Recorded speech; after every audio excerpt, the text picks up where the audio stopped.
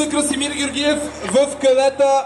Фаст старт за Владимир Георгиев в първата гонка.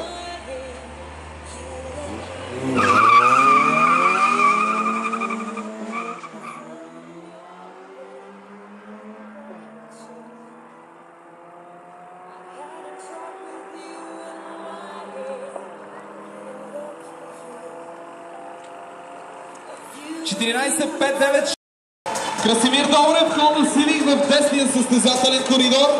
Ивайло Димитров, Opel Kadett в левия състезателен коридор.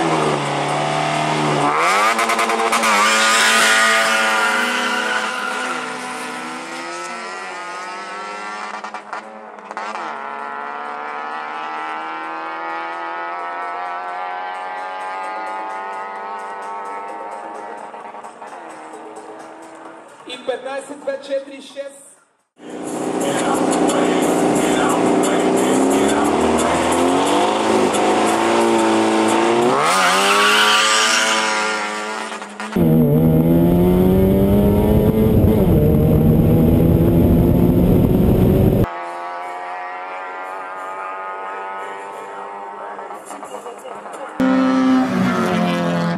И зелената лампа в десния коридор светва, което означава, че победа за Красимир Георгиев в десния състезателен коридор и трета позиция. Първата гонка в финалната серия. Красимир Добрев, Honda Civic в дясно, Владимир Георгиев, Opel Corsa в ляво.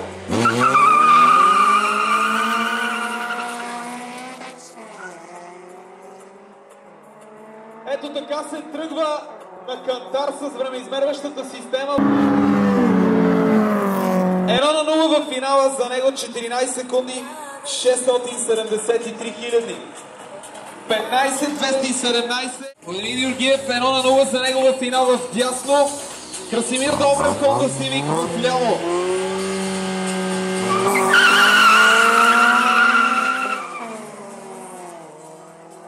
Отново безкомпромисен в тръгването е Владимир Георгиев.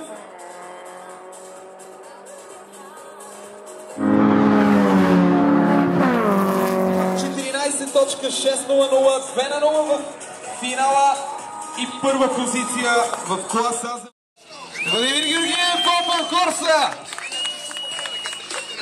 За пореден път доказа той, че е старо куче в драг рейсинга.